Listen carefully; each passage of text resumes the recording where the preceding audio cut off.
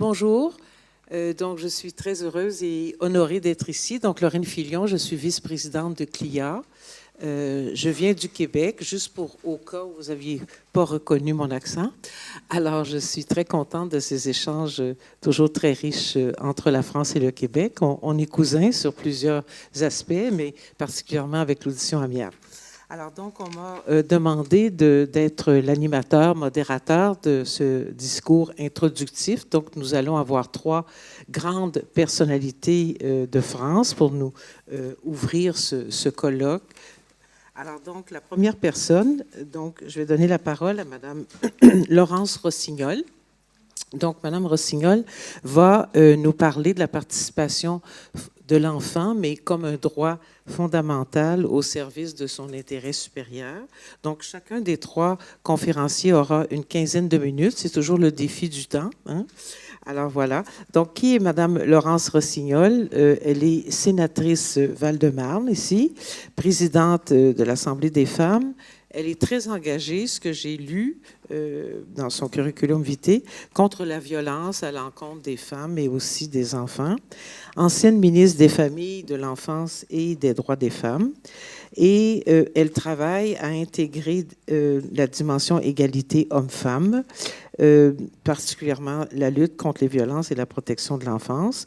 Elle a été co-rapporteure, je suis allée jeter un coup d'œil, un rapport assez impressionnant, le rapport Porno, sur la lutte contre les violences pornographiques, avec beaucoup de recommandations ici pour la France. Alors, Madame Rossignol, si vous voulez venir nous voir et prendre la parole, je vous laisse la parole.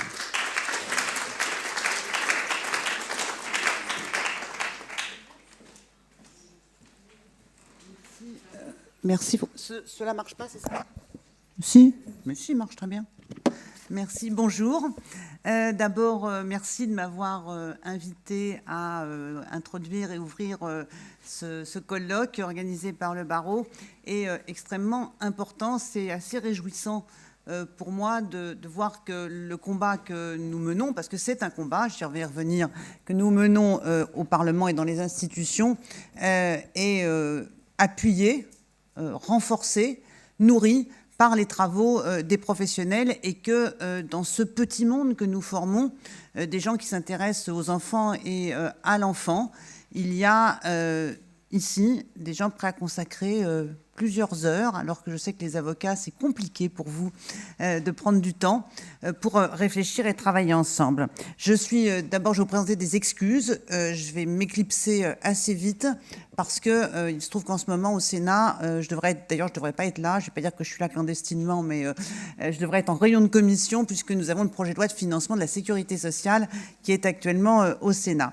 Peut-être deux petits rebonds liminaires sur les propos de Anne-Marion de Cayeux.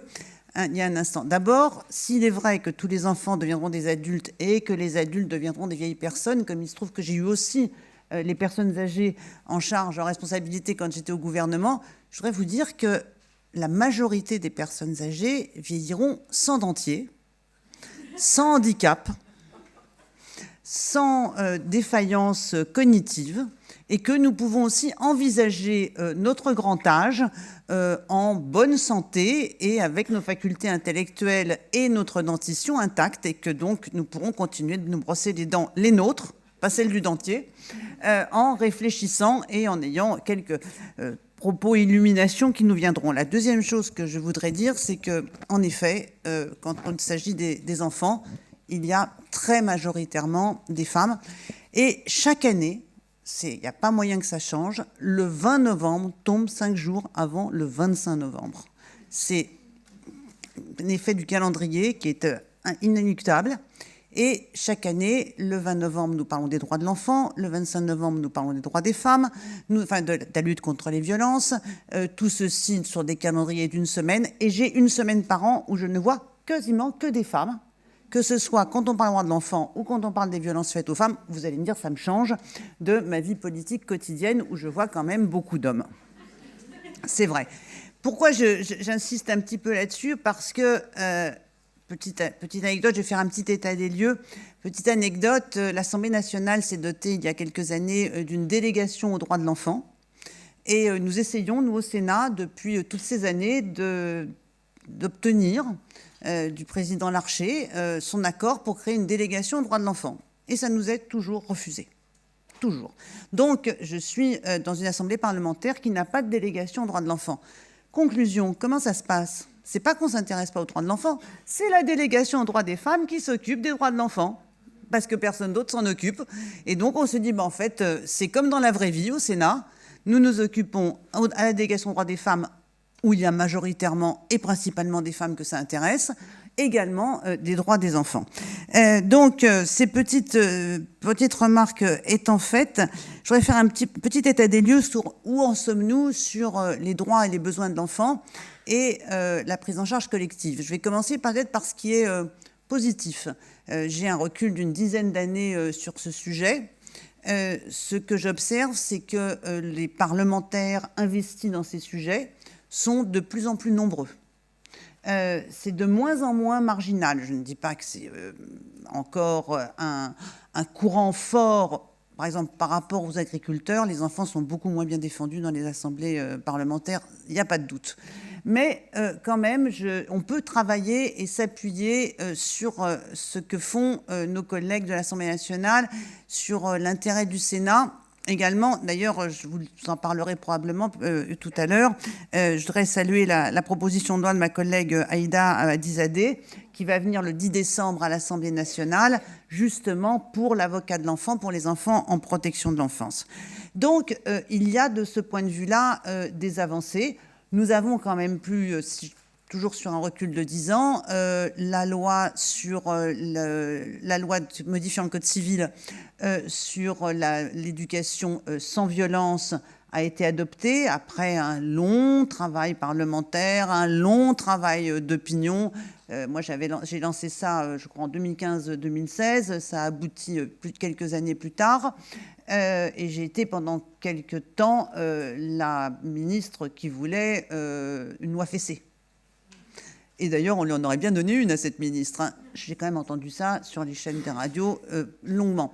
Et puis maintenant, c'est là. Ce n'est pas, on n'a pas, peut pas constater une adhésion totale de tous les parents à cette éducation sans violence physique ou psychologique. Mais cette loi est dans le Code civil et elle y restera. Et elle est lue à chaque mariage pour indiquer aux parents dans quel esprit doit se faire l'éducation des enfants. Donc, on observe des avancées et on observe aussi énormément de résistance. Et je voudrais vous dire un mot de ces résistances. Et pour essayer d'organiser un peu ma pensée, dire deux choses. D'abord, la question de la parole de l'enfant est abordée de votre point de vue sur l'audition de l'enfant dans les décisions judiciaires le concernant.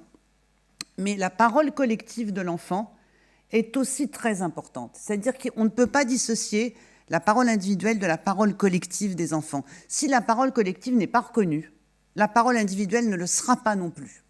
Et du point de vue de la parole collective, on voit des petites choses. Alors, donner deux exemples. Le Haut Conseil Famille, Enfance et Âge, qui tenait son colloque il y a 48 heures, comporte un collège enfant, un vrai collège enfant, pas simplement un collège cosmétique destiné à dire on a pris des enfants, on les a mis dans un coin et on leur a expliqué ce qu'ils devaient penser. Un vrai collège enfant participant à l'élaboration des décisions. Et puis, se tient actuellement, je crois que c'est sous l'égide du CESE, une conférence citoyenne sur les temps de l'enfant. Et dans cette conférence citoyenne, il y a également un collège enfants et adolescents. Donc, on voit progressivement s'installer, monter la nécessité de la parole collective. Et je voudrais insister auprès de vous sur le fait que vraiment, les deux doivent être pris ensemble. Les deux sont liés et nous défendons les deux. Sur ce que j'ai évoqué il y a un instant, la résistance. Je l'observe et je dois dire que j'en suis à chaque fois très étonnée à quel point les institutions politiques et les politiques publiques sont rétives à la parole de l'enfant, qu'elle soit individuelle ou collective, et à quel point ces institutions parlent mal des enfants. En fait, c'est comme ça que je voudrais le dire. Je trouve que nous vivons dans un pays qui parle très mal des enfants. On ne parle d'abord, dans la parole publique, nous, on est juristes, on parle de mineurs, déjà. Donc, si on parle d'enfants, dans la représentation que je vois autour de moi, ça s'arrête en gros à 8-9 ans, hein, un enfant. Dans les 10 ans suivants, c'est plus un enfant, et c'est déjà non pas un adulte en formation, mais déjà un délinquant en formation. C'est très important d'avoir ça en tête. C'est-à-dire que quand je dis on parle mal des enfants, les mots qu'on utilise, le regard qu'on a sur eux, est un regard très criminalisé. Et c'est pas un hasard si on a dû cette année affronter une proposition de loi sur la réforme de la justice des mineurs que vous avez bien entendu suivie et qui a été, merci au Conseil constitutionnel, vraiment, qui a pu expurger les dispositions les plus orthogonales à l'esprit de l'ordonnance de 45. Mais combien sommes-nous encore à défendre l'esprit de l'ordonnance de 45, c'est-à-dire le lien entre l'éducatif et le répressif.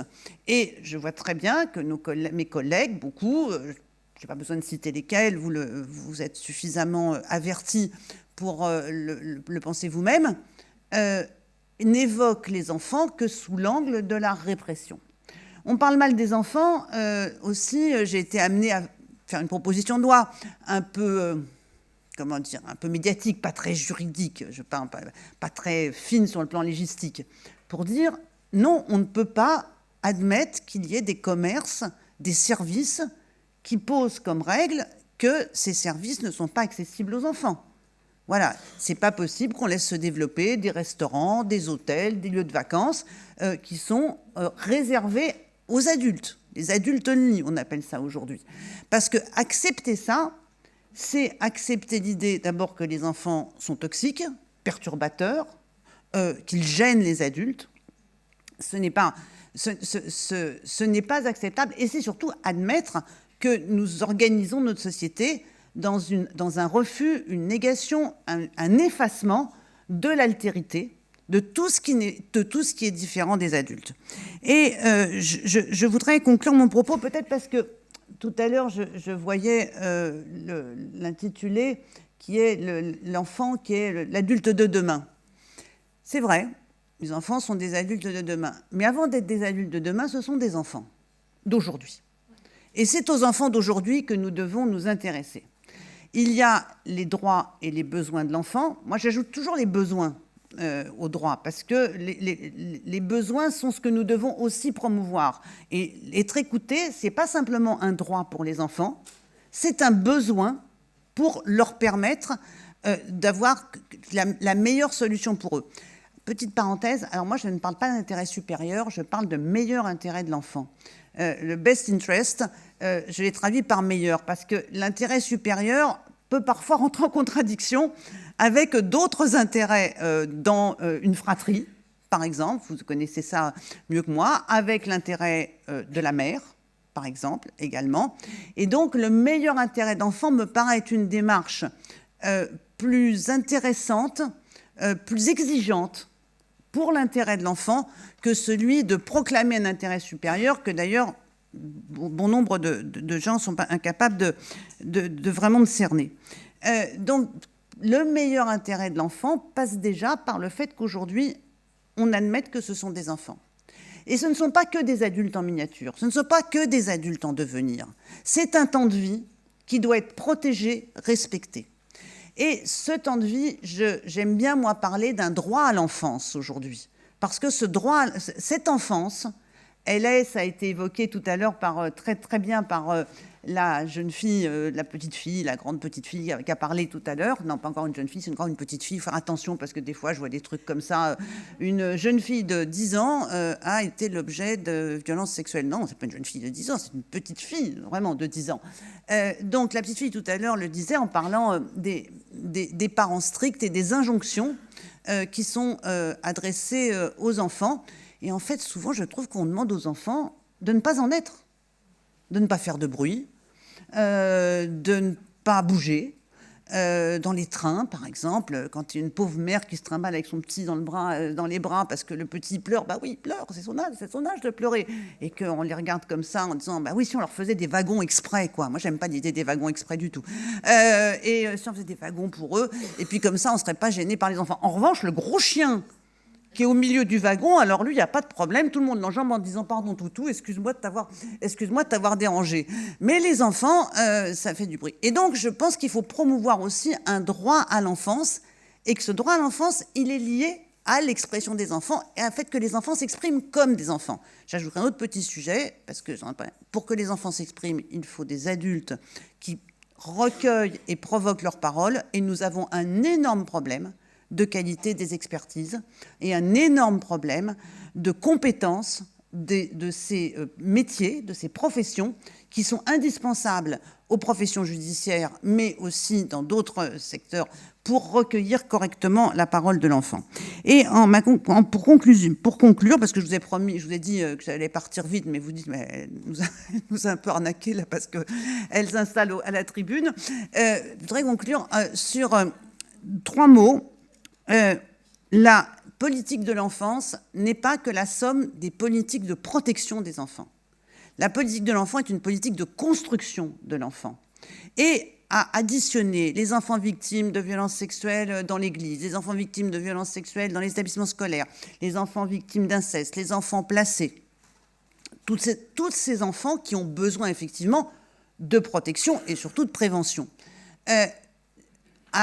À ne se focaliser que sur les politiques de protection, on oublie que nous devons aussi avoir une politique de l'enfance, c'est-à-dire une politique de construction des enfants. Et la difficulté, et ce sera vraiment mon dernier mot, pour partager avec vous, ceux qui m'ont déjà croisé ou entendu, je le dis assez fréquemment, après plusieurs années, je me suis occupée des personnes âgées, je suis une militante féministe, je suis devenue une militante de la cause des enfants également. Je pense que les politiques de l'enfance sont incontestablement les plus subversives. Et c'est pour ça qu'il y a autant de résistance. Les femmes sont arrivées, à force d'énergie militante et de combat, à poser les politiques d'égalité femmes-hommes et à les imposer, au moins dans le discours. Mais les politiques de l'enfance sont des politiques très subversives. Ce sont en fait celles qui déstabilisent le plus l'ordre hiérarchique dans les sociétés. Et surtout, d'ailleurs, celui de la hiérarchie des sexes. Parce que les politiques de l'enfance sont des politiques qui visent à imposer aux adultes l'obligation d'entendre ce que disent les enfants. Et ce que disent les enfants n'est pas toujours, et loin de là, ce que les adultes veulent entendre de la parole de l'enfant. Et donc, je suis fière et heureuse, étant subversive depuis maintenant une 40aine d'années, de porter cette politique-là avec vous, et je vous remercie.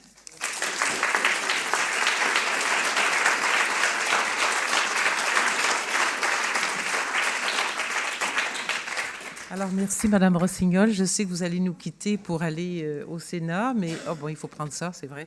Non, ça va.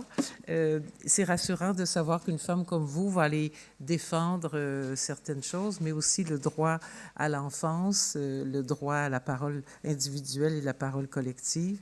Donc, vraiment, alors, bonne route et merci beaucoup d'avoir pris le temps d'être venu ce matin. Alors, maintenant, je vais donner la parole à Monsieur Éric Delemare. Pardon, excusez-moi, Monsieur Éric. Alors, il est, peut-être que vous le connaissez déjà, donc il est le défenseur des enfants. Il est adjoint de la défenseur des droits, vice-président du collège chargé de la défense et de la promotion des droits de l'enfant. Il va nous entretenir j'imagine, ce qui lui tient à cœur, donc d'entendre l'enfant, oui, mais comment changer de paradigme. Alors, donc, il est défenseur des droits depuis novembre 2020, donc ça fait un petit moment. Moi, quand je lisais votre curriculum vitae, je me disais, c'est un ami de notre cause de l'audition amiable de l'enfant, d'autant plus que vous êtes le parrain du DU à Issy-les-Moulineaux depuis 3 ans. Donc, Il est président des défenseurs des enfants au sein de l'Association des médiateurs de la francophonie. Il a une liste assez impressionnante d'engagement. Donc, on va vous écouter, M. Delemare. Je vais y arriver d'ici la fin. M. Delemare. Donc, on vous écoute. S'il vous plaît.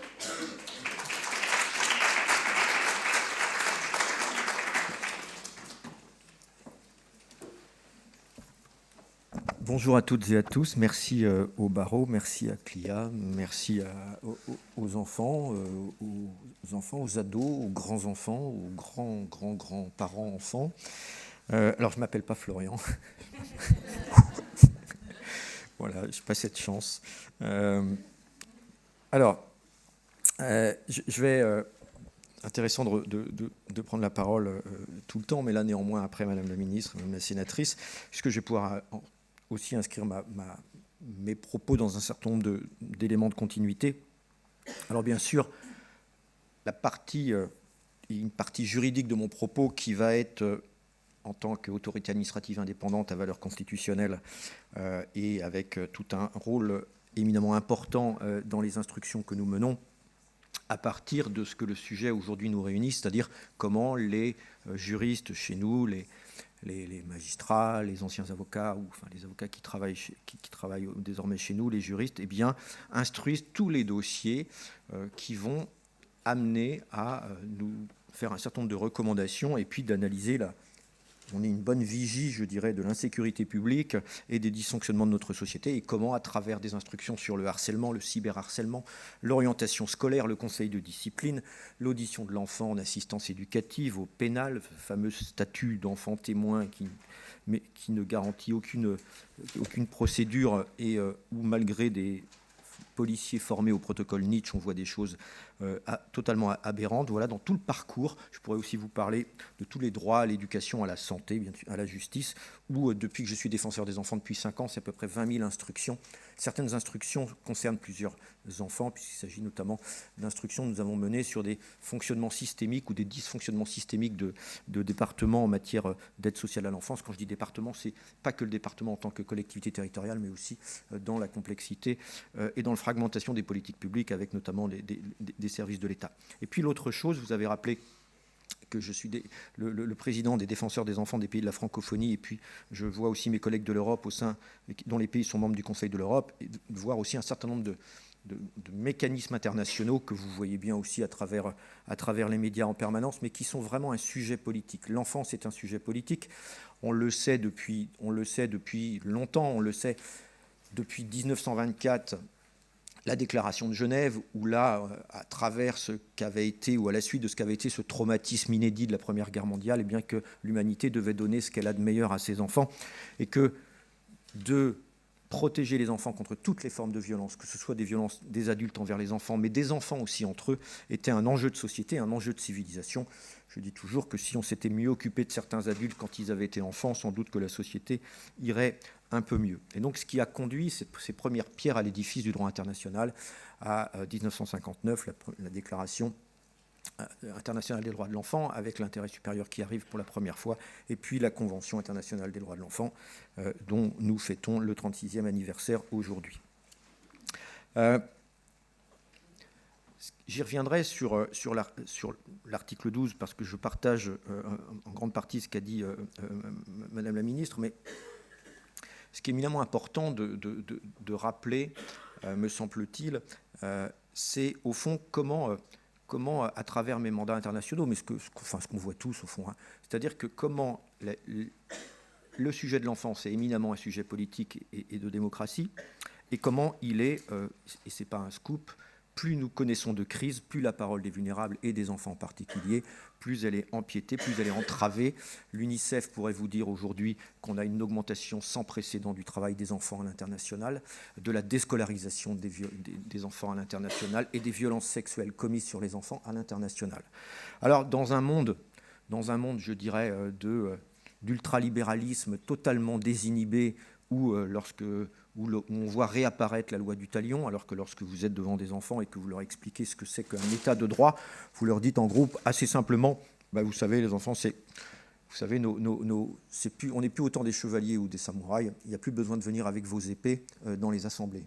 constituante, et que c'est le droit qui protège tout le monde, et notamment les plus vulnérables, le contrat social et tout ce qu'on sait. Et force est de constater qu'aujourd'hui, et bien entendu que cette remise en cause là du droit où le plus riche, le plus puissant peut donc décider de qui a des droits et qui n'en a pas, et qui va comme ça aussi contribuer, parce que derrière tout ça, il y a aussi des enjeux financiers, à catégoriser nos enfants. Et comme disait Colette, quand on catégorise, on ne voit pas le visage. Ce qui fait qu'aujourd'hui, on peut très bien être un fonctionnaire territorial avec les difficultés de moyens, il n'y a pas de souci, mais qui peut dire, oui, d'accord, il y a des enfants qui ne sont pas pris en charge malgré la décision d'assistance éducative, mais qu'est-ce qu'on en sauve d'autres à côté? C'est-à-dire qu'on est dans une catégorisation et on est en train de dire qui a accès au droit et qui n'a pas accès au droit. Alors, l'enfant est toujours considéré comme un être à la fois fragile, inexpérimenté, dénué de raison et de volonté propre et incapable de prendre des décisions. Et un certain nombre de freins culturels entravent le droit pour l'enfant d'être entendu. Et dans tous les motifs de saisine et d'instruction que je vous citais tout à l'heure, que le défenseur des droits et les équipes nous gérons, eh bien, elles viennent de la part de professionnels. Elles ne viennent pas... Je ne suis pas... L'article 71-1 de la Constitution le dit, le défenseur des droits veille au respect de nos droits et de nos libertés par les institutions publiques, quelles qu'elles soient, toutes, et les associations. Mais nous n'avons pas mission à intervenir dans les familles. Ce sont les services publics de première intention. Nous, lorsqu'elles n'interviennent pas, nous pouvons en dire quelque chose lorsque nous sommes saisis, mais c'est surtout sur le regard que porte notre société et nos institutions. L'un des premiers freins à la participation des enfants tient à la méconnaissance et au manque de sensibilisation, de formation, d'information, ça vous le savez. À cette méconnaissance s'ajoute un manque de considération à l'égard des enfants, de ses opinions. Et le manque de prise en compte de l'expression provient aussi en partie des difficultés des adultes à reconnaître des intérêts aux idées et perceptions de l'enfant. Alors tout à l'heure, Laurence Rossignol parlait de l'enfance, du droit à l'enfance. Alors c'est vrai, hein, on adore nos enfants, il n'y a pas de souci. Mais alors si on pouvait avoir nos enfants sans leur enfance, qu'est-ce qu'on serait peinard? On voudrait qu'ils soient autonomes tout de suite, à 3-4 ans, tout de suite. À l'entrée en 6e, début de 5e, il faudrait déjà penser à sa seconde, et à sa seconde, il faudrait penser à Parcoursup. On est dans ce temps de réduction de l'enfance. Les adolescents, on n'a pas du tout compris que les adolescents d'aujourd'hui sont nés avec les réseaux sociaux et que pour la première fois dans l'histoire de l'humanité, les relations humaines sont challengées par les relations numériques. Si on n'a pas compris ça, on n'a pas compris les adolescents. On ne supporte pas qu'ils jouent dans la rue, on ne supporte pas qu'ils fassent du bruit. Je ne sais pas, la première fois que votre enfant a 9 ans, 10 ans, peut-être en ville, CM2, 6e, on va dire, vous rentrez le soir et vous êtes fatigué, vous lui dites « Ah, j'ai oublié le pain, est-ce que tu peux aller chercher le pain ?» Surtout, tu fais attention à ce qu'on te rende bien la monnaie et tu ne parles pas à n'importe qui sur le chemin. Mais en rentrant, c'est open bar sur la tablette. C'est-à-dire j'ai un copain pompier, formateur de pompier, qui dit « Tu sais, Eric, il y a 4500 morts sur les routes, c'est beaucoup en voiture. Il y a 12 000 morts de maladies nosocomiales à l'hôpital et il y a 20 000 morts d'accidents domestiques. C'est la sédentarité qui est dangereuse, ce n'est pas le voyage. Eh bien, nos enfants, c'est comme ça qu'on les construit aujourd'hui, où l'extérieur fait peur, on les accompagne jusqu'à la porte de l'école et on rend la ville hyper dangereuse. Alors, les plus vulnérables, on les met dehors des dispositifs. Rapidement, l'accueil provisoire jeune majeur est assez difficile, il est remis en cause en permanence. Et puis, dans les classes supérieures, moyennes supérieures, on peut les garder jusqu'à 20 ans, 25, 30 ans. C'est pas facile, mais on peut. Donc on voit bien que la question de l'enfance est aussi, cette construction sociétale et culturelle, eh bien, elle est mise à mal. Alors, quand on prend le temps, un enfant de 4 ans, 5 ans, oui, 4 ans, 5 ans, dans un contenant plutôt sécurisant, il pourra vous dire « Papa frappe maman ». Il pourra vous le dire. Je me souviens d'une enfant de 7 ans qui revenait de visiter l'EHPAD avec sa maman. Elle est allée voir sa grand-mère. Et elle avait dit quelque chose comme ça. Elle avait dit « Mais on ne va plus chez mamie parce que tu m'as dit qu'elle n'a plus de maison, puisque maintenant sa maison, c'est l'EHPAD. » Pourquoi elle n'a pas le droit de manger ce qu'elle veut? Pourquoi elle n'a pas le droit de faire ce qu'elle veut? Et pourquoi la dame ou le monsieur lui parle mal? On voit bien que l'enfant est capable, en plus... Alors, je ne dis pas qu'on n'a pas besoin de lire le super bouquin sur Orpea, mais on voit bien que les enfants sont capables de dire un certain nombre de choses. Au fond, l'article 12, que vous connaissez bien, et qui est pour moi l'article fondamental, parce que c'est cet article-là qui est transversal à tous les autres, l'intérêt supérieur aussi, mais qui est fondamental parce qu'on sait bien que les violences psychologiques précèdent toujours aux violences physiques. Parfois, elles perdurent après aussi les violences physiques. Et que cet article 12, eh bien, il est fondamental. Et surtout, il permet de dire que dès tout petit, en fait, on sait très bien que si on devait attendre que le bébé sache parler pour lui parler, il ne parlerait jamais. C'est bien parce qu'on parle au bébé qu'il apprend à parler. On le sait bien, scientifiquement, on le sait. Nourrissons un bébé, apportons-lui de la nourriture et de la chaleur physique. S'il n'y a pas les interactions, il va dépérir.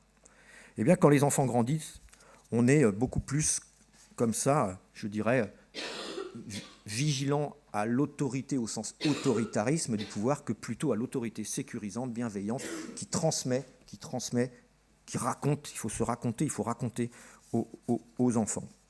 Alors ça, au fond, il faut donner la parole aux enfants. Il faut donner le courage de prendre la parole aux enfants, de s'assurer que s'ils se trompent, ils ne seront pas moqués par les adultes, humiliés par leurs camarades, et qu'au fond, il ne faut pas prendre la parole des enfants au mot, à la lettre. Il faut la prendre au sérieux. Il faut la prendre au sérieux. Dans les phénomènes de harcèlement scolaire et de cyberharcèlement sur lesquels je suis régulièrement saisi, pourquoi tu n'as pas parlé avant ? Pourquoi tu n'as pas parlé avant ? En plus, il y a le programme phare dans l'éducation nationale. Tu aurais pu parler en classe. Ben oui, mais c'est vrai que je suis sensibilisé en classe de 4e, par exemple, me dira un ado. Mais pendant que je suis sensibilisé au harcèlement, je suis harcelé dans les toilettes, zone de non-droit où personne ne va. C'est-à-dire que les enfants sont en permanence soumis à nos injonctions paradoxales. Le tutoiement affectif de proximité qu'on peut avoir, et le tu qui tue. Le tu impératif, fais ceci, fais cela. Ils arrivent c'est très intéressant, quand vous allez, des souvenirs, ou plus ou moins récents, quand vous allez dans les écoles maternelles, c'est extraordinaire les écoles maternelles, parce que les enfants sont installés en U, sur les petits bancs. Et quand ils prennent la parole, ils la prennent devant tout le monde. C'est pour ceux qui se rappellent les pédagogies Freinet ou de Crowley, forcément, l'enfant prend la parole. Et alors, il y a des enfants, dès 3 ans, ils vont se lever comme ça, ils vont prendre la parole. Ça va prendre du temps, il faut accepter d'être dépassé par le temps, de ne pas maîtriser tout ce temps-là, le temps qu'on n'a jamais. Et puis, les enfants vont dire des choses intéressantes, ils vont se raconter. Et puis, le deuxième qui va parler, peut-être qu'il va dire la même chose que le premier, mais ce n'est pas grave. Ce qu'il faut, c'est lui donner le courage de prendre la parole, de ne pas attendre qu'il passe à l'acte pour enfin se sentir obligé de l'écouter. Et quand ils arrivent en CP, bien souvent, même s'il y a le développement des compétences psychosociales, nous dit-on, mais un peu tardif, eh bien on va les remettre les uns derrière les autres, où beaucoup d'enfants ne vont pas oser prendre la parole, vont espérer que quelqu'un qui sait mieux parler va parler à leur place, et donc beaucoup d'enfants vont retrouver des tics, vont rougir, etc.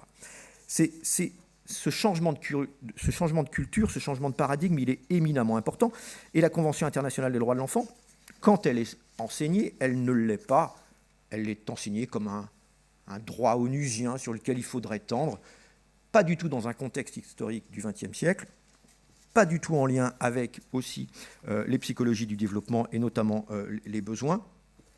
Et puis, bien entendu, vous pouvez être éducateur, vous pouvez être psychologue, vous pouvez être avocat, vous pouvez être défenseur des enfants, enfin, ce serait dommage, mais vous pouvez être magistrat et de ne pas avoir du tout cette connaissance historique de cette culture des enfants. Au nom de l'indépendance, qu'est-ce qui empêche un magistrat de dire moi je pense qu'il est discernant à 8, le voisin à 9, l'autre voisin à 10, l'autre voisin à 11, à 12, à 13, à 14, en fonction de ses propres représentations, en fonction de sa propre culture. S'il n'y a pas eu de lieu pour échanger sur ces enjeux-là, c'est éminemment difficile. Alors je vais prendre 2 exemples qui traduisent ce que je viens de vous dire. Alors 2 exemples, un en assistance éducative et un au pénal. Alors comme vous le savez, la loi de février 2022, elle est venue rappeler ce droit par l'article 375-1 du Code civil qui permet en fait une meilleure application de l'article 388-1. Désormais, comme si il avait fallu attendre 2022, désormais le juge des enfants doit systématiquement effectuer un entretien avec l'enfant capable de discernement lors de son audience ou de son audition. Et lorsque l'intérêt de l'enfant l'exige, parfois l'intérêt de la justice, c'est-à-dire le manque de moyens de la justice, eh bien, le JE, ou à la demande du président du département, eh bien, demande au bâtonnier la désignation d'un avocat pour l'enfant discernant ou un administrateur ad hoc pour l'enfant non discernant, encore que faut-il que ces derniers existent et soient formés. J'ai l'exemple, par exemple, je suis interpellé par des barreaux où des enfants sont totalement discernants, sont suivis par le juge des enfants depuis voilà, et à un moment donné en cour d'appel, ils ne seront pas discernants. Seul motif pour ne pas les entendre aujourd'hui, puisque vous savez que la Cour de cassation, dans 2 arrêts l'année dernière, elle est venue préciser l'audition de l'enfant en matière d'AE, est capable de discernement.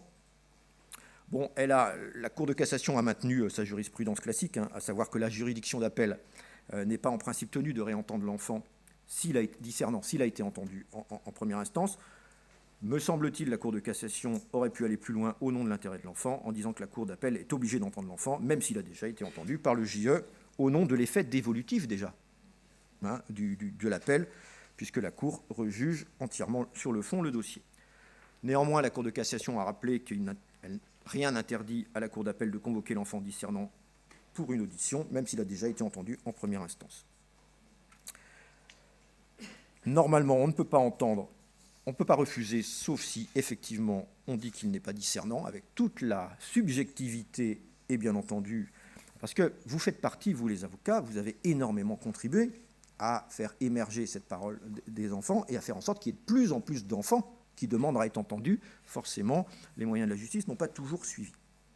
Donc il y a différents d'autres cas que la Cour de casse a rappelé, mais ce qui est fondamental, on voit bien aussi les résistances qu'ils peuvent avoir et qui ne sont pas uniquement toujours des résistances de moyens. C'est-à-dire qu'il m'arrive d'entendre des magistrats dire discernant 13 ans, quoi, un peu comme la responsabilité pénale, au fond.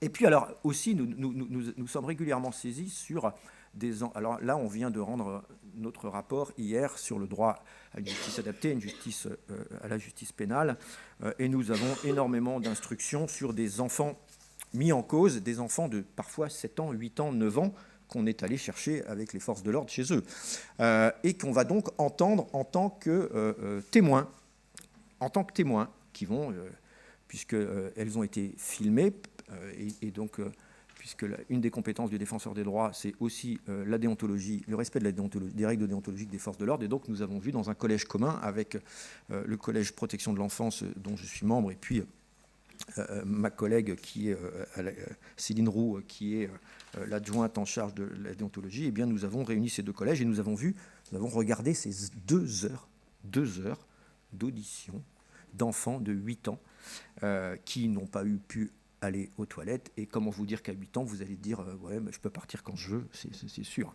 Donc vous voyez, donc là, une de nos recommandations, c'est aussi, bien entendu, qu'il y ait un statut de l'enfant témoin, et avec la présence de l'avocat, des détenteurs de l'autorité parentale et du rappel du cadre qui me paraît fondamental. Donc vous voyez pour des premières expositions à l'audition des enfants quand on a 8 ans, vous imaginez comment ça vous aide à prendre la parole après.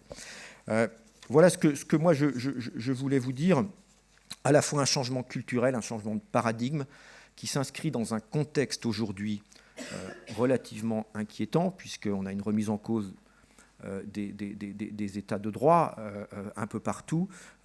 On a des digues. Alors j'étais au Conseil de l'Europe et on voit bien aussi qu'il y a des inquiétudes des membres du Conseil de l'Europe sur certains pays qui voudraient se retirer du Conseil de l'Europe et donc de la Cour européenne des droits de l'homme.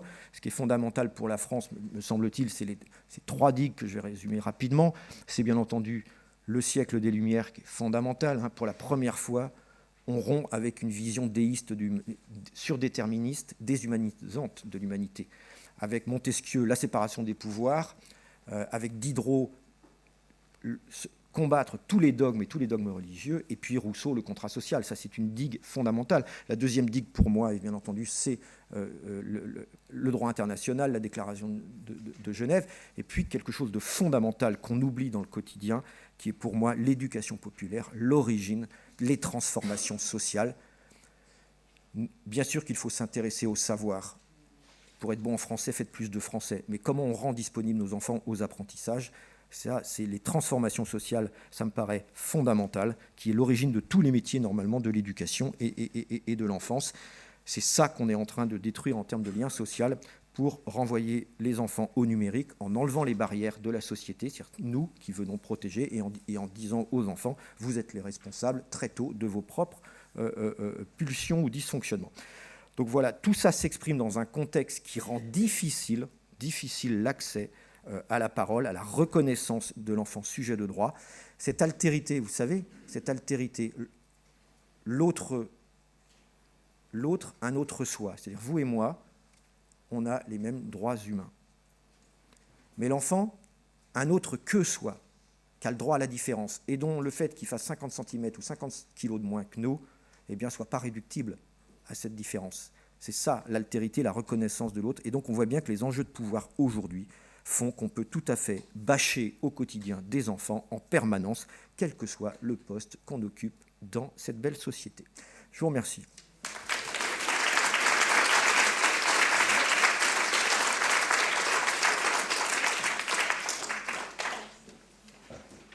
Merci beaucoup, Monsieur Delamare. Ça y arrive. Merci beaucoup.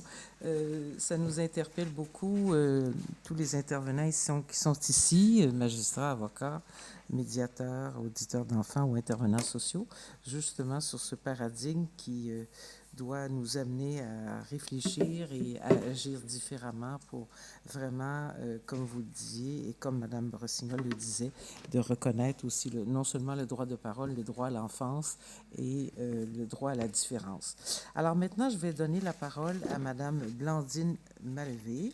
Alors, elle est professeure de droit à la faculté de l'Université catholique de Lille. Elle dirige la chaire Enfance et famille rattachée au Centre de recherche sur les relations entre les risques et le droit. Elle a co-dirigé différents ouvrages.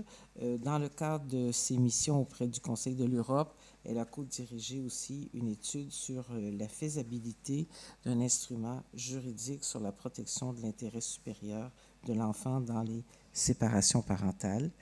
Elle est présidente du conseil scientifique de l'Observatoire national de la protection, et elle a contribué et créé avec Anne-Marion Decailleux, évidemment, le premier diplôme universitaire ici de l'audition d'enfants. Alors, elle va nous parler, et c'est très important parce qu'on parle vraiment du droit à l'enfant, à la parole, mais comment est-ce qu'on le fait? Et elle va nous parler de cette participation, mais par un professionnel formé. Alors, Madame Malvé, vous avez la parole. Merci, bonjour à toutes et à tous. Alors en premier lieu, je tiens à remercier CLIA et en particulier Anne-Marion Decailleux pour l'organisation de ce beau colloque qui a demandé beaucoup de travail en amont. Et merci vraiment à tous les organisateurs. Je suis ravie d'intervenir aujourd'hui avec la chaire Enfance et Famille que je représente ait été associée à ce beau projet. Et je remercie également les enfants et les étudiantes du Master 2 Droit de l'enfance et de la famille qui vous réservent quelques surprises tout au long de cette journée. Donc je n'en dirai pas plus à ce stade. Alors, en préambule, lorsque l'on aborde la question de la parole de l'enfant, il est de coutume de rappeler, et je vais le faire, il est de coutume de rappeler l'étymologie du terme enfant, parce que ce mot enfant, il nous vient du latin infans, qui signifie qui ne parle pas. Et je pense qu'en cette journée consacrée à la parole de l'enfant, c'est important de le rappeler, parce qu'effectivement, pendant très longtemps, cette étymologie a guidé la place de l'enfant dans la société et dans la famille. L'enfant était celui qui ne parle pas, il était réduit au silence, et les décisions qui le concernaient pourtant au premier chef étaient prises pour lui par les adultes, plus particulièrement par les pères qui étaient investis à l'égard de leurs enfants de la puissance paternelle. Et donc écouter les enfants, c'était prendre le risque d'affaiblir cette toute puissance paternelle, cette domination que les pères pouvaient exercer sur leurs enfants, et évidemment, ça n'était pas concevable. Donc il aura fallu attendre 1989 et cette Convention internationale des droits de l'enfant dont on célèbre aujourd'hui, en ce 20 novembre, le 36e anniversaire, pour qu'enfin la parole de l'enfant soit reconnue comme un droit. On va parler du droit, on parlera ensuite de l'exercice de ce droit, parce que c'est un peu différent. Mais effectivement, la CIDE, pour les intimes, a été la première à reconnaître le droit de l'enfant à la participation. Et je voudrais vraiment insister sur les deux dimensions de ce droit à la participation. Parce que quand on demande aux professionnels en formation, par exemple, qu'est-ce que c'est pour vous le droit à la participation des enfants ? Ils me disent l'enfant a le droit d'être entendu. Et effectivement, c'est la première partie de l'article 12 de la Convention. L'enfant a le droit d'exprimer librement ses opinions sur toute question l'intéressant. Donc, premier volet du droit à la participation, c'est effectivement le droit de l'enfant d'exprimer ses opinions. Mais le texte ne s'arrête pas là. Et peut-être que la deuxième partie du texte nous arrange un petit peu moins et qu'on fait fi de ne pas la connaître, de l'avoir oubliée. Mais le texte ajoute que les opinions de l'enfant sont dûment prises en considération selon son âge et son degré de maturité. Donc, entendre les enfants, ce n'est pas seulement écouter ce qu'ils ont à dire, et encore ce serait déjà bien de le faire, c'est aussi prendre en considération leur opinion dans la décision que l'on va prendre à leur sujet en tant que parents, en tant que professionnels de santé, de la protection de l'enfance, de l'éducation nationale, en tant que magistrat, etc., etc. Alors pourquoi entendre les enfants ? Je pourrais vous répondre parce que c'est un droit, parce que c'est un traité qui le dit et que les traités internationaux ont une valeur supérieure à la loi française. Je pourrais vous le dire parce que c'est vrai, c'est dans la Constitution, mais ce serait vraiment insuffisant. Pourquoi il faut entendre les enfants ? Il y a bien d'autres choses à dire. Eh bien, il faut entendre les enfants parce que les enfants, c'est l'esprit de la Convention. Et je pense que cet esprit nous anime toutes et tous. Si on est là aujourd'hui, c'est qu'on est déjà convaincus de ce que je vais vous dire. Mais je pense qu'il faut aussi qu'on soit les vecteurs de cette bonne parole auprès de nos collègues, auprès de toutes les personnes avec lesquelles on peut être amené à aborder ce sujet. C'est que les rédacteurs de la Convention internationale des droits de l'enfant ont considéré que l'enfant était l'un des meilleurs experts de ses besoins et de son intérêt supérieur. Et donc, partant de ce postulat, la suite s'impose logiquement. Si l'enfant est l'une des meilleures personnes, des personnes les mieux placées pour savoir ce qui est bien pour lui, eh bien, il faut entendre ce qu'il a à dire avant de prendre les décisions qui le concernent. Donc, on le sait, les décisions qui concernent un enfant doivent être fondées sur l'intérêt supérieur de l'enfant. C'est notamment l'article 3, paragraphe 1er de la CIDE. L'intérêt supérieur de l'enfant doit être une considération primordiale de toutes les décisions qui le concernent. Et donc, pour déterminer cet intérêt supérieur de l'enfant, la première chose à faire, c'est entendre l'enfant pour savoir ce que lui en pense, pour savoir quels sont ses besoins et donc pour déterminer quel est son intérêt supérieur. Le Comité des droits de l'enfant des Nations Unies, à plusieurs reprises, est venu mettre en évidence les liens très étroits qui existent entre l'intérêt supérieur de l'enfant et le droit de l'enfant à la participation. Et notamment dans son observation générale de 2012 sur le droit de l'enfant d'être entendu, il est venu dire, et je trouve ça vraiment très intéressant, que les articles 3 et 12 sont complémentaires parce que l'article 3, donc l'intérêt supérieur de l'enfant, c'est l'objectif, c'est la finalité. Et l'article 12, la parole de l'enfant, c'est la méthode, c'est l'outil pour atteindre cet objectif. Donc ce qui montre encore que entendre les enfants, c'est une garantie que les décisions que l'on prendra à leur sujet seront respectueuses de son intérêt supérieur, de leur intérêt supérieur. Et donc qu'une décision prise sans que l'enfant ait eu la possibilité de s'exprimer au préalable, c'est une décision qui ne respecte pas le principe fondamental selon lequel l'intérêt supérieur de l'enfant doit être une considération primordiale. Alors, ce principe qui a été affirmé par la CIDE en 1989, il a été repris par tous les textes internationaux et européens depuis, tous les textes qui s'intéressent aux enfants. Alors, je n'ai pas envie de vous faire un catalogue de ces textes, mais je voudrais quand même vous mentionner les plus récents, notamment au niveau du Conseil de l'Europe. Le 28 mai dernier a été adoptée une recommandation sur les droits et l'intérêt supérieur de l'enfant dont les parents se séparent. Et c'est vraiment important, on va en reparler tout au long de la journée de l'audition amiable, parce qu'en France, on part du principe que si les parents sont d'accord, alors les enfants n'ont rien à dire. On part du principe que les parents, s'ils sont d'accord, c'est qu'ils sont forcément en train de prendre des décisions qui sont conformes à l'intérêt de leur enfant.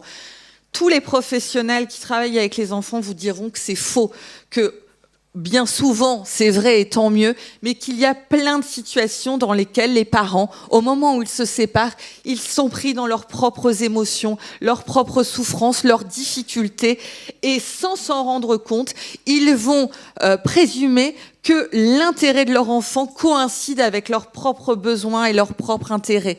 Et donc, entendre les enfants dans un cadre sécurisé, bienveillant, etc., d'autres vous en parleront bien mieux que moi tout à l'heure, eh bien, cela permet de donner à la parole de l'enfant une assise propre et à l'enfant d'exprimer des opinions qui peuvent être différentes de ce que ses parents projette sur lui. Donc cette recommandation, elle est vraiment importante pour nous rappeler que même quand les parents se séparent à l'amiable, et c'est très bien, c'est bien sûr ce qu'il y a de mieux pour l'enfant. Je suis pas du tout en train de vous dire que c'est mieux quand les parents se disputent et que l'enfant va peut-être être entendu par le JAF. Mais même quand les parents se séparent amiablement, l'enfant a le droit d'exprimer ses opinions et de voir ses opinions dûment prises en considération. Donc, entendre les enfants pour toutes les décisions qui le concernent.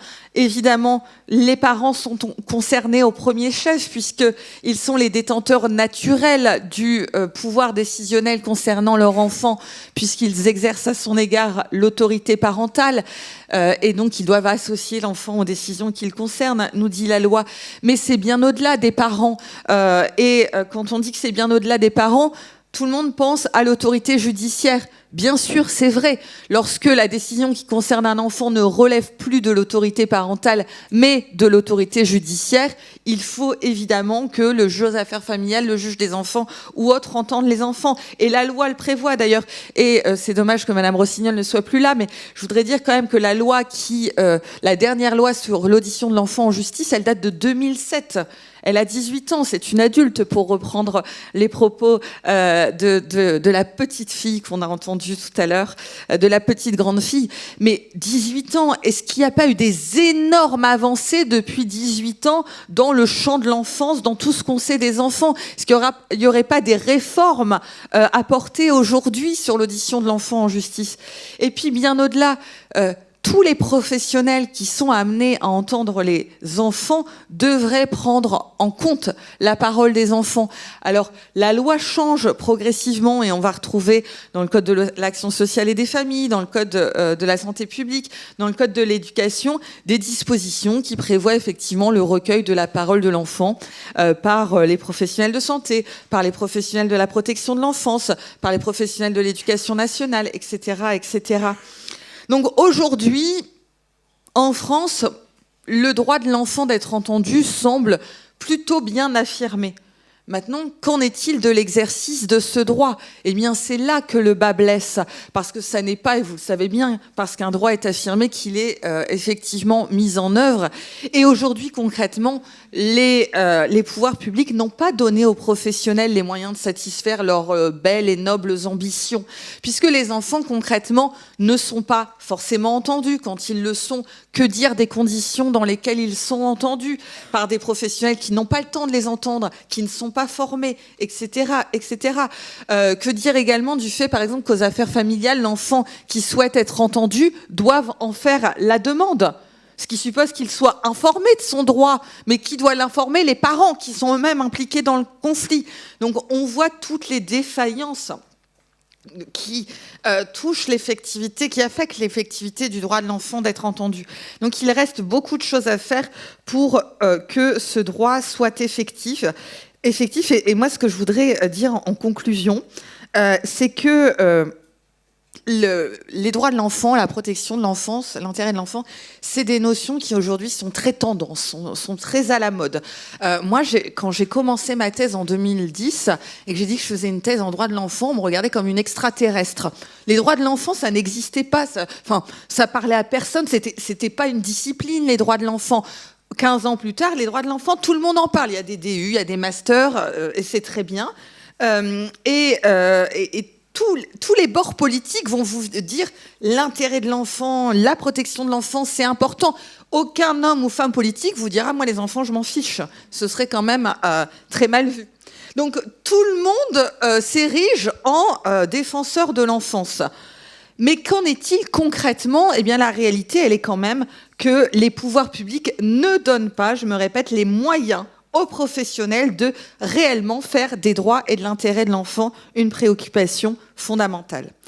Alors soyons optimistes, puisque depuis de nombreuses années, j'ai constaté que finalement, les droits et l'intérêt supérieur de l'enfant, leur respect repose de facto sur des professionnels formés, informés et bienveillants qui ont pris leur bâton de pèlerin pour faire des droits et de l'intérêt de l'enfant une priorité dans leur pratique professionnelle. Et puisqu'il y a de nombreux praticiens et futurs praticiens qui sont présents aujourd'hui, eh bien, faisons en sorte tous ensemble de continuer à apprendre, et donc à apprendre pour mieux écouter chaque enfant. Je vous remercie de votre attention.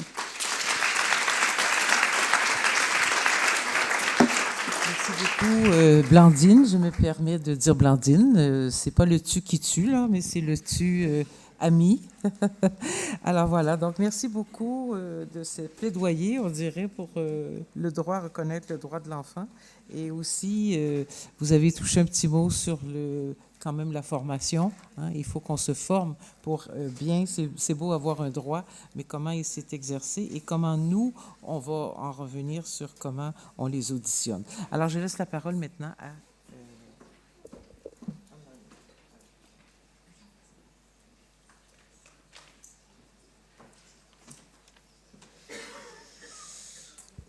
Alors,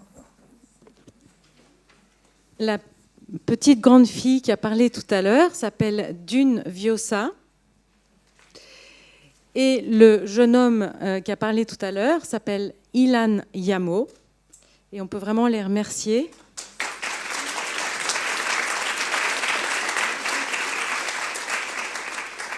Parce qu'ils ont travaillé, répété et ils se sont lancés.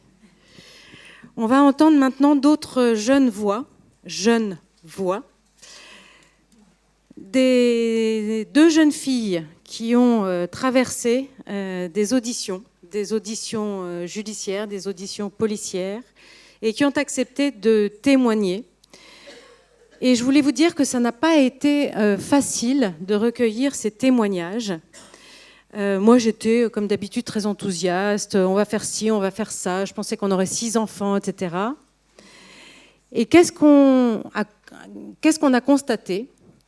C'est que soit l'expérience avait été si difficile que les enfants ne voulaient plus en parler, soit que leurs parents ne voulaient pas que leurs enfants témoignent.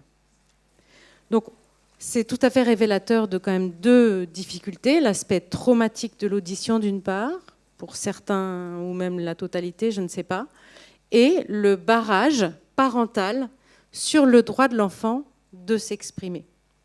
Donc ces témoignages sont particulièrement précieux et je vous souhaite une bonne écoute.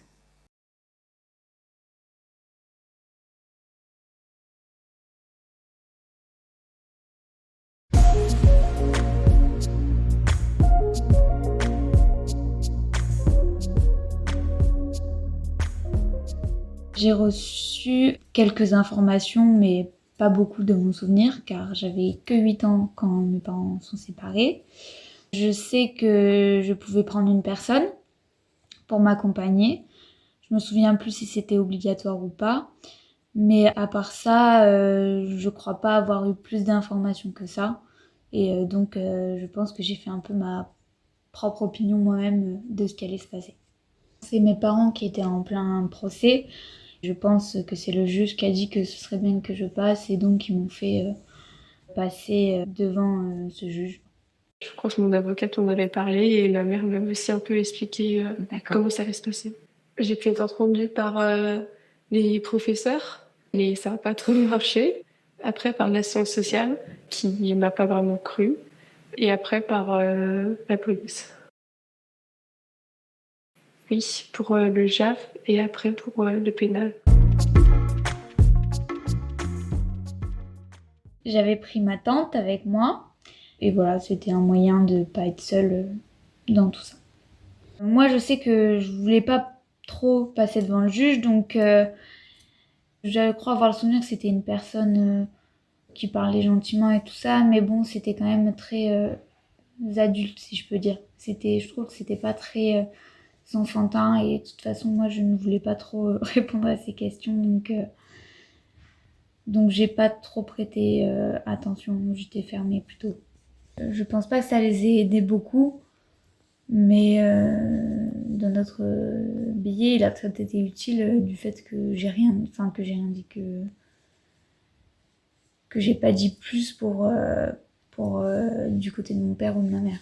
Je voulais pas que le juge voit que j'ai un parti d'un côté ou d'un autre. J'étais pour les deux. J'ai l'impression qu'on m'a pas trop écouté et que quand j'ai demandé à pas voir mon père en visite médiatisée, on m'a dit que mes deux parents ils étaient d'accord, donc j'allais quand même le voir. Vu que mes deux parents avaient dit oui, moi j'ai pas mon mot à dire. Donc ça m'a un peu blessée parce que je voulais vraiment pas le voir en visite médiatisée. Pas vraiment, un petit peu, mais ça m'a pas trop convaincue parce que j'avais quand même, moi, exprimé mon avis, il n'était pas pour rien, mais je demandais de pas le voir. J'étais un peu fâchée parce qu'en fait, il m'avait déjà dit qu'il m'y allait prendre, donc j'étais déjà un peu au courant. Donc j'étais énervée et angoissée parce que j'avais pas envie de revoir mon père. Et j'étais un peu triste aussi, qu'on m'ait pas écouté. Je pense que je dirais de faire quelque chose d'un peu plus ludique, peut-être, s'adapter aux enfants. Parce qu'en plus, ces périodes-là, c'est pas facile pour eux. Le lieu était très sombre, froid. Donc les mettre peut-être un endroit qui les mettrait à l'aise, que juste poser des questions devant un bureau qui fait un peu peur.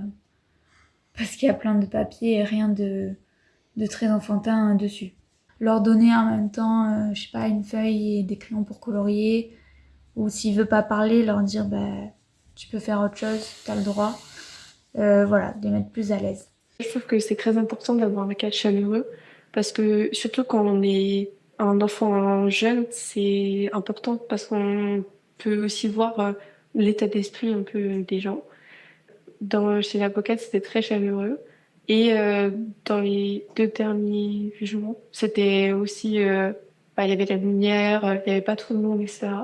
Mais c'est vrai que pour la, la police et le juge aux affaires familiales, il n'y avait pas de lumière, les chaises étaient vraiment pas confortables, il y avait les stars étaient baissées, donc c'est vrai que c'était un peu une ambiance lugubre et du coup ça n'instaure pas la confiance et l'envie de parler, on va dire. Ouais. Aussi, pour les autres jugements, j'étais vraiment à côté de mon père et je me dis que ça aussi peut-être ça peut changer la donne s'ils sont plus éloignés ou et aussi, par exemple, dans la queue pour le tribunal, j'étais vraiment devant mon père. Et ça, c'était vraiment stressant. Du coup, je sais pas s'il faudrait décaler les heures d'arrivée ou faire 2 files différentes entre victimes et agresseurs. Mais c'est vrai que ça, par exemple, c'était très perturbant d'être à côté de lui. Et genre, en croisant dans les couloirs du tribunal, quand il y avait des pauses, etc. Enfin, c'était pas agréable. J'étais stressée, mais on a plutôt été gentil avec moi, sauf l'avocate de mon père, qui a vraiment été, comment dire, un peu violente verbalement. Et je pense que ça aussi, ça devrait changer, parce que même si elle faisait son rôle d'avocate, je pense que elle aurait pas dû être autant véhémente envers moi. Les juges, j'aurais dû peut-être un peu lui dire d'arrêter, parce que c'était vraiment méchant. Oui, mais... Enfin, oui, mais j'aurais préféré qu'elles soient encore plus prises en compte. Enfin, par exemple, je voulais vraiment qu'ils soient bien punis, mais du coup, ça n'a pas été fait. Ouais. Mais sinon, on a compris que j'étais la victime et lui l'agresseur. D'accord. Donc ça avait plutôt bien pris en compte, mais c'est vrai que la peine, moi, j'étais un peu déçue, mais en même temps, c'était pas vraiment exprimé. Et plus dur envers aussi la partie adverse. Par exemple, il soit pas jugé très durement parce qu'il n'a pas de casier judiciaire. Alors que si par exemple c'est depuis la naissance qu'il est méchant, évidemment qu'il n'a pas de casier judiciaire pour ça. C'est les faits qui sont importants. Et je pense que devrait vraiment aller en prison ou avoir des peines plus importantes, peut-être pour réfléchir à ça ou au moins pour que ça soit bien appuyé. Parce que du sursis, c'est ok, c'est dans le casier judiciaire, mais c'est pas assez lourd, enfin, c'est pas visible. Idéalement souriante, très souriante et qui savent parler aux enfants, qui savent les approcher, qui pas un adulte qui est froid et qui pose juste des questions qui lisent sur un papier. Moi, je pense qu'il faudrait déjà toujours croire aux enfants, plus écouter les enfants et essayer d'être plus compréhensif. Et qu'on ne pense pas assez leurs paroles. Et que même, par exemple, on ne parle pas assez de la violence et des droits des enfants. Et faire plus de voix en faveur des enfants. Il y a un défaut de compétences dans les accompagnateurs et dans les lois. C'est tout un problème général sur les enfants. Qu'on ne pense pas assez à eux parce qu'ils s'expriment pas. Donc, je pense que c'est un problème un peu général. Mes souvenirs de cette démarche, après 10 ans, je voulais pas y aller, je voulais pas le passer. Et je trouve ça un peu... moi, j'ai pas trop aimé parce que c'est un peu comme si je devais choisir. J'ai l'impression que d'y aller, c'était choisir entre mon père ou ma mère. Et dire je préfère ça chez quelqu'un et j'aime pas ça chez l'autre. Et pour moi, j'aimais pas du tout cette sensation. Après, c'est sûr que pour d'autres, c'est très utile. Mais moi, j'en ai pas le meilleur souvenir.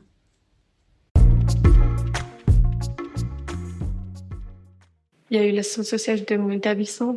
On s'est vu plusieurs fois et elle me croyait pas vraiment. Enfin, elle disait que j'utilisais un peu l'école pour régler mes problèmes familiaux. Elle n'était pas très compréhensive. Et du coup, elle a eu un entretien aussi avec mon père et elle croyait plutôt mon père que moi, par exemple, je montais un peu.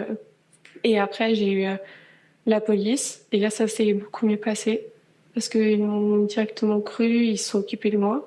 Juste par contre, quand j'étais interrogée, enfin, je sais pas si on peut dire ça comme ça, la salle, elle était un peu sombre et pas vraiment de lumière, du coup, c'était un peu stressant.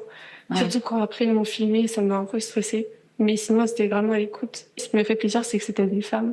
Je pense que c'était bien comme que je sois à l'aise. Il n'y avait pas trop de monde, donc ça me fait plaisir. Il y avait que 2 policières et c'était jeunes et c'était hyper bon. Mais j'avais peur d'oublier des choses. Je pense que je m'en ai oublié, mais du coup, à part ça, c'était très bien et on m'a pas coupé la parole. J'ai pu m'exprimer librement. J'étais soulagée un peu parce qu'on m'avait cru et qu'elles avaient été hyper gentilles. Mais j'étais un peu inquiète parce que ils savaient pas comment ça allait se passer. Si après j'allais retourner chez mon père, si après il y allait avoir des actions de justice ou pas. Enfin, j'étais pas vraiment au courant, mais quelques semaines après, on m'a dit pour la psychologue et par une médecin légiste. La médecin légiste, ça s'est bien passé. J'étais pas intrusive et j'étais plutôt bien. Et la psychologue, ça s'est un peu mal passé, mais parce que je voulais pas être entendue par un psychologue, du coup, je pense que c'était ça. Quand j'étais chez l'assistance sociale, j'avais dit que mon père était violent, etc. Et 2 secondes après, elle appelle mon père, et mon père, il vient. Et on a un entretien tous les 3. Donc évidemment, quand je suis rentrée à la maison, c'était compliqué, on va dire. Donc par exemple, peut-être apprendre à mieux gérer ça et à s'en occuper différemment parce que du coup, c'était pas très professionnel. Et après, moi, à la maison, j'en ai plus plein la face, on va dire.